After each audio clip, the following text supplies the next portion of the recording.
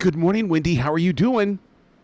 I'm good. I hope you are. Absolutely fantastic. You have come together here with the world with this Dio Dreamers Never Die, and it's almost like as a viewer we are invited to this gigantic celebration, and I just felt good about it. I'm glad you felt that way because that's what we wanted to portray. We wanted this to be, that's why we only have 2 days as a showing, but we wanted it to be special. We wanted it to be like going to a show. So all the people that love Ronnie, all his fans can come together and feel the movie and feel all the movements of the movie and feel like Ronnie's with you for that day. Well, you know what, and the thing is that Ronnie's with us every day. I mean, I just and now it just makes it even more solid of a subject because this is something that as fans and new fans discover the sights and sounds of Ronnie, it's just a huge part of our lives now. Yes, yes, yes. I love that. Because I mean, a picture is 1,000 words, is more than 1,000 words. And it's one of those things where now that we can see, Ronnie singing and we can see Ronnie talking and everybody around him, the family and the friends talking, it's like, wow, I wasn't the only one. Yeah. That's great. I want people to feel that way. I want people to come away from this film thinking they know more about Ronnie than they did before and really seeing him as the person he was and never give up your dreams. That's the message that goes out with this movie. When you talk about things that we'll learn and stuff like that, I did not know the story of We Are the World, and I'm so glad that he was able to find it and move through that wall to create his own moment in history. Yes. Yeah, we were dirty, nasty people that weren't invited to do the We Are the World, so Ronnie did his own one. Yeah, and I mean, you were with him personally. I mean, there had to have been conversations where he must have looked in your eyes and said, "I can do something greater than this." I don't know if he'd say that. He just wanted, Ronnie was a very humble person. He'd just say, I want to do this with the people. We want to raise money for Africa too. We Hmm. can do it. And I think they were very disappointed that they never got invited to do anything with the big names because they were, dirty, nasty metal people that, don't do that. Whereas, the metal community has always given their time and talent for me on every single thing I've ever asked them to do. They've always been there. They're You always the first ones to do charity. They're always there to do it. you are so right about that because you'd be several pages of names that you could bring up where the metal world has come together for our U.S. soldiers or just men and women around the world when it comes to that kind of stuff. You're right; they have always been there on that stage. Yes, and not being paid for it. Like some of the big stars get paid for being there and doing the things. These people do it voluntarily. None of them get paid for it. They just do it because they love that, for them love from their hearts. One of the greatest features about Dio, Dreamers Never Die, is the fact that the rockers do come together and share their stories. I've been with Rudy Sarzo, and when he's talked about Ronnie and stuff like that, and then to see it featured inside this, it's like, oh my God, this is so cool. Yeah, we wanted to gather some people. Of course, there was lots and lots of people we wish we could have included, but there was only so much time. And these were people that really knew Ronnie really, really well. They were his friends, and so that's what we wanted to have was just it was like our family. Well, don't you think that this is a conversation starter? Because I mean, and now everybody can get onto social media, or they can go wherever they have their conversations, and they can have their own personal experiences about how the music infected them. I mean, listening on albums to listening to CDs and things like that. Everybody's got a Ronnie story. Oh yeah, absolutely, absolutely, which is wonderful.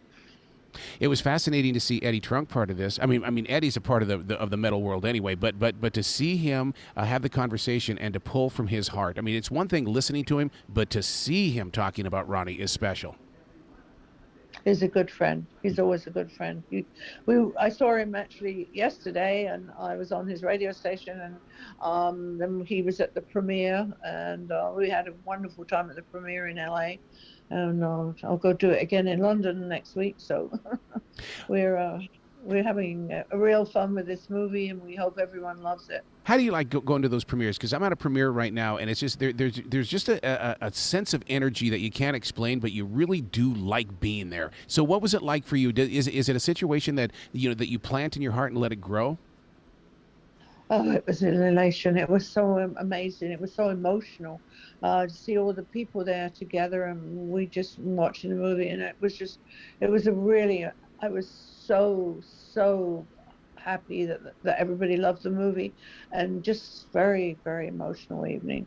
Now, not to spoil the movie or anything like that, but when Spinal Tap appeared on the screen, did they giggle? Did they laugh? Did they hit each other? Oh yeah, I knew oh it. yeah, absolutely. Especially what he said. Yeah, exactly.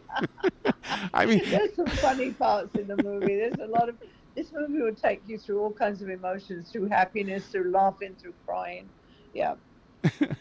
what did you learn from the experience? Because I mean, every day for you is a new page in the book. Oh yeah. Well, I learned a lot of things from the movie. I learned a lot of things that, the boys, Don and Damien, the directors, dug up a lot of old doo-wop songs and things that they found that I had never heard before. And because they went up to upstate New York, talking with Ronnie's cousin, talking with a lot of different people there, and finding gems, absolute gems. And it was a lot of interesting stuff they found. And in it, Vinny Appice, he plays some old rehearsal tapes that I had never heard before, that I don't think he had heard before. He found them. He's such a great character too. I mean, because he's always laughing or he's in a deep conversation, just basically, all right, how can I help you out, man? How can I help you out? And it just seems like that's what the metal world was always about. How can they help out the next person that's on their way up or is just trying to make it? Absolutely, absolutely, and you'll find that a lot with all the old innovators of the music, that they do want to help the new younger generation and hope that they can come up with some music that will be played in 40 years.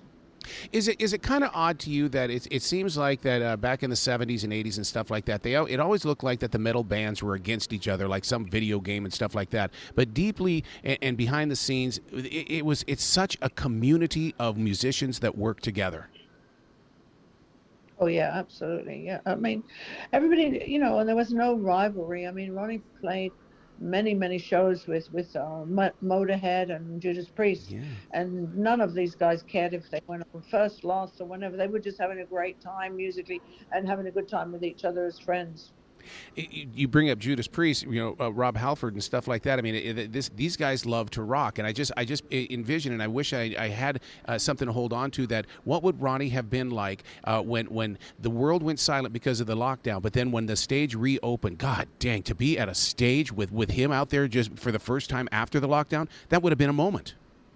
That would have been a moment. It would have been a moment. The one thing I was very happy about before Ronnie passed away was that he got to play with the Sabs again, because that he loved doing that. He loved playing with them because they're such amazing musicians. Tony and Geezer and Vinny and the four of them together were like a unit, and it was just happy to see him playing back with them and being friends with everybody again.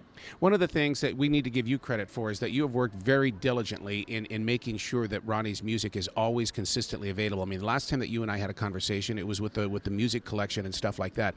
Is there a website where listeners and viewers can go to where all of your hard work is paying off, but they need to go find it and they need to purchase it and give you some love? Oh yeah, Dio. Just go to RonnieJamesDio.com. We have a lot of things coming up. We've got a lot of charity things coming up. We've first time in 2.5 years we've been able to do. We're going to do the celebrity bowling, which is on November 17th in Pins in Studio City. So we're very excited about that. Yeah, there's so many things. My lot in life is to keep Ronnie's music and his memory alive, and however I can do it. But it has to be done tastefully. It has to be done the way Ronnie would want it done. So I'm very careful and very protective. Well, we are grateful for everything that you have done and will continue to do. Thank you. Thank you so much. You bet. Please come back to the show anytime in the future, Wendy. You know the door is always going to be open for you. Well, thank you. I appreciate that. Thank you so much. You bet. Be brilliant today. Okay. Take care.